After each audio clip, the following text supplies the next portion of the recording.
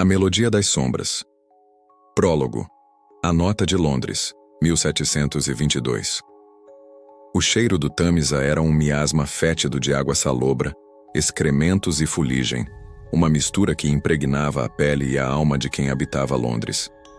Mas naquela manhã de outono, um aroma mais doce e nauseante dominava a margem lamacenta, o de sangue fresco e carne em decomposição.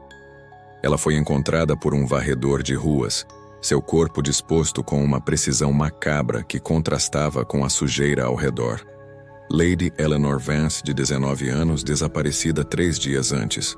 Não estava rasgada ou brutalizada de forma comum. Estava arranjada, vestida com um fino traje de seda azul, cor que já fora vibrante e agora estava manchada de vermelho e verde pela lama. Seus cabelos, loiros como o milho, estavam penteados com esmero, entrelaçados com pequenas flores brancas já murchas. Mas era a boca que congelava o sangue até do mais endurecido dos homens. Seus lábios estavam costurados com um fio de ouro fino e intricado, como se alguém tivesse silenciado para sempre a melodia de sua voz. A cidade, acostumada à violência crua de bêbados e ladrões, sentiu um calafrio diferente. Este não era um crime de paixão ou ganância, era arte, era teatro, e no bolso de seu vestido, enrolado em um pedaço de pergaminho seco, estava uma mensagem escrita com uma caligrafia elegante e perturbadora. A primeira nota foi afinada. A orquestra aguarda o maestro. Capítulo 1. A cartógrafa das almas. Elara não se encaixava no seu tempo. Aos 21 anos, enquanto outras moças da sua idade sonhavam com bailes e matrimônios arranjados, ela se perdia nos labirintos da mente humana. Seu quarto, na modesta casa do seu tio, um cirurgião barbeiro, era um caos organizado de livros de anatomia, tratados filosóficos e esboços de rostos e cenas de crime que ela copiava dos boletins da corte. Elara, isto não é decente, rosnava o tio Tobias, segurando um de seus desenhos. Mulher nenhuma deveria se preocupar com essas abominações.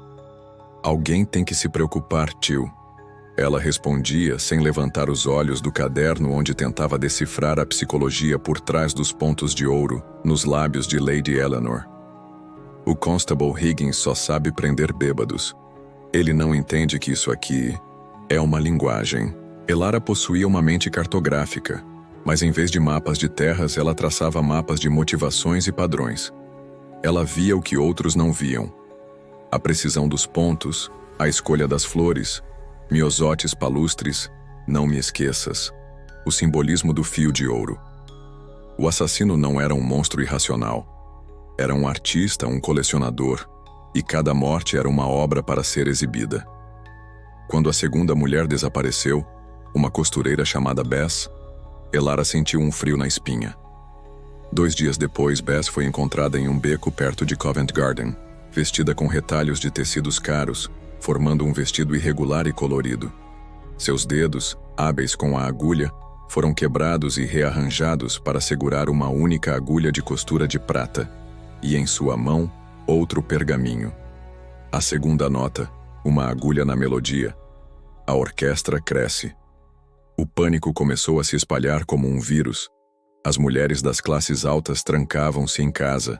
As das classes baixas temiam ser as próximas. A imprensa sensacionalista batizou o assassino de O Maestro. Foi então que o capitão Alistair Finch, um homem jovem e ambicioso da Guarda Real, recém-designado para o caso, bateu à porta de Elara.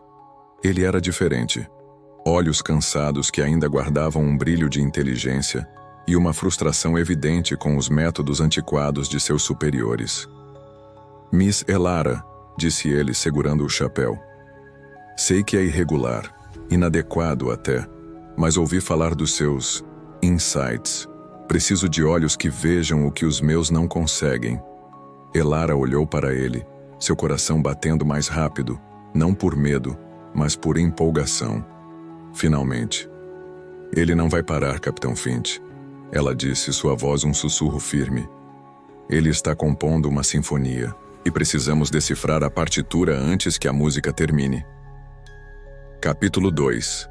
A partitura de sangue. A terceira vítima foi uma jovem atriz, Abigail. Ela foi deixada no palco vazio de um teatro de Drury Lane, iluminada por um único holofote de velas. Seu corpo estava maquiado para uma tragédia grega e uma adaga de teatro cravada em seu peito. A nota dizia: "O crescendo se aproxima. O maestro busca sua musa." Elara estudou as cenas com uma intensidade que assustava até Finch. Ela desenhava diagramas, ligava locais, profissões, modus operandi. Ele não as está matando aleatoriamente, ela explicou para Finch em sua sala cheia de papéis. Ele está transformando elas. A nobre silenciosa, a artesã das mãos, a atriz dramática. Ele está destacando o que ele vê como sua essência e depois, silenciando-a para sempre. É uma coleção perversa. Ele não odeia mulheres, capitão. Ele as idealiza de uma forma doentia. E ele precisa de uma plateia. A plateia somos nós, concluiu Finch horrorizado. Não, Elara corrigiu, seus olhos escuros fixos no mapa de Londres que ela riscara. A plateia é maior. Ele está se exibindo para a cidade toda. Cada corpo é uma nota pública, uma manchete. Ele quer fama, legado. Ele quer ser lembrado. Finch começou a confiar nela cegamente. Juntos, eles percorriam os cortiços e os salões, seguindo pistas que pareciam insignificantes para os outros. Elara notou que todas as vítimas tinham frequentado, semanas antes de morrer, a feira de livros raros de St. Paul. Era um fio tênue, mas era tudo o que tinham. Enquanto isso, a cidade estava à beira de um motim. A pressão sobre Finch era enorme. E pior, Elara começou a sentir que estava sendo observada. Sombras que se moviam rápido demais, o sentimento persistente de que alguém lia por cima de seu ombro em bibliotecas públicas. Capítulo 3. O interlúdio do maestro. A quarta vítima não foi encontrada em público. Uma manhã, Elara acordou e encontrou um pequeno pacote embrulhado em veludo negro na soleira de sua porta. Dentro, estava uma pena de escrever, feita de osso e prata, a ponta manchada de tinta seca. Não havia corpo. Apenas uma nota, endereçada diretamente a ela, para a minha cartógrafa de almas cujos mapas traçam os contornos da minha obra. Sua mente é a melodia mais rara. Não se preocupe, sua vez chegará. O finale será dedicado a você. Elara recuou, enjoada. Ele sabia seu nome, sabia o que ela fazia. Ele não a via como uma caçadora, mas como uma fã, uma espectadora privilegiada. A admiração doentia do maestro agora se voltara para ela. O pânico que ela sentiu foi rapidamente substituído por uma fúria gelada. Ele a subestimara. Ele pensava que ela era apenas outra peça em seu jogo, uma personagem a ser manipulada. Isto é uma armadilha, Finch disse pálido ao ver a pena. Você precisa desaparecer. Ele te escolheu. Exatamente, sussurrou Elara, seus dedos tremendo, mas sua voz firme. Ele finalmente cometeu um erro. Ele se emocionou. Ele se revelou para mim. Ele quer que eu seja a protagonista do seu finale. E é exatamente o que eu serei. Ela se recusou a se esconder. Em vez disso, ela se tornou isca. Andava sozinha por ruas desertas, frequentava a feira de livros, sempre com Finch e seus homens à distância, vigiando. Capítulo 4. O finale. A armadilha foi armada na velha livraria onde tudo começou. Baseando-se na conexão da feira de livros, Elara deduziu que o maestro não era um nobre, mas alguém que trabalhava com livros, um intelectual subestimado. Um homem chamado Silas, um encadernador de livros raros, quieto e quase invisível, que ouvia as conversas das jovens que admiravam seus livros. A noite caiu sobre Londres. A livraria estava silenciosa, cheirando a papel velho e couro.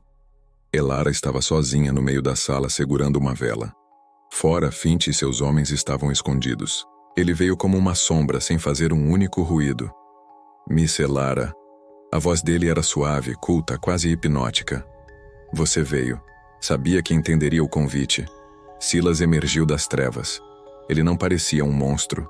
Parecia um estudante, com olhos brilhantes de fervor fanático.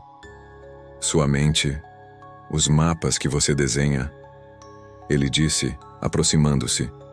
Eles são lindos. Você vê a arte onde outros veiam apenas horror.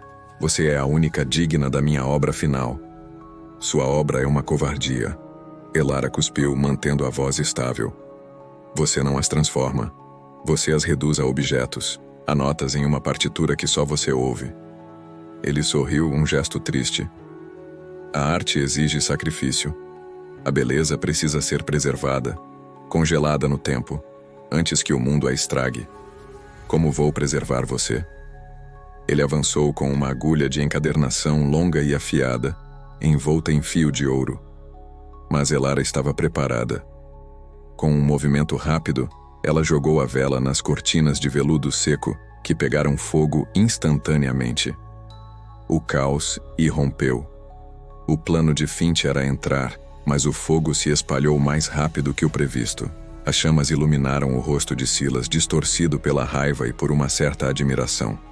Magnífico, ele gritou, acima do estalido das chamas. Um finale de fogo. Finch irrompeu pela porta, mas um instante em chamas desabou entre ele e Elara. Ela e Silas ficaram presos no meio do incêndio. Foi uma luta curta e brutal entre a lâmina dele e a caneta tinteiro de ferro que Elara sempre carregava para anotações. Ela não era forte, mas era rápida e desesperada. Ela o golpeou no braço, no ombro. Ele a derrubou, a agulha brilhando em direção aos seus lábios. Uma nota perfeita, para terminar a sinfonia. Ele sussurrou. Um tiro ecoou. Silas ficou paralisado, um olhar de surpresa absoluta em seus olhos. Finch, do outro lado do fogo, havia atirado através das chamas, acertando-o no ombro. Elara aproveitou o momento e enterrou sua caneta na mão que segurava a agulha. Ele gritou de dor. Os homens de Finch conseguiram contornar as chamas e subjugaram Silas, arrastando-o para fora do prédio em chamas. Finch puxou Elara para a segurança da rua, onde ela caiu de joelhos ofegante observando o maestro, agora apenas um homem ferido e ensanguentado, sendo algemado. Epílogo. O silêncio. Após a música. O incêndio consumiu a livraria, e grande parte do caso contra Silas. Sem os corpos e as notas, a evidência era circunstancial. A justiça do século XVIII era precária. Silas, em sua cela, nunca proferiu outra palavra. Escreveu uma última nota e depois comeu o papel, sufocando-se com suas próprias palavras. Levaram 3 dias para ele morrer. Ele levou seus motivos para o túmulo. Para o público, a história de O Maestro tornou-se uma lenda urbana, um conto assustador para contar em noites escuras. Mas para Elara, a música nunca parou completamente. Ela se tornou uma consultora não oficial para casos obscuros, uma sombra na Scotland Yard que ainda nem existia formalmente. Ela e Finch formaram uma parceria peculiar que desafiou todas as convenções. Em uma gaveta, ela guardava a pena de osso que ele lhe enviou. Não como um troféu, mas como um lembrete. Um lembrete de que a escuridão podia usar um rosto comum, e de que a mente mais afiada podia ser tanto a arma quanto o alvo. E às vezes, nas noites mais quietas, quando o nevoeiro descia sobre Londres, ela jurava poder ouvir um eco distante de uma melodia perturbadora, esperando por uma nova cartógrafa das almas, ou por um novo maestro, para começar a sinfonia outra vez. A última nota nunca foi encontrada, mas Elara sabia, no fundo de sua alma cartográfica, que talvez ela simplesmente ainda não tivesse sido tocada.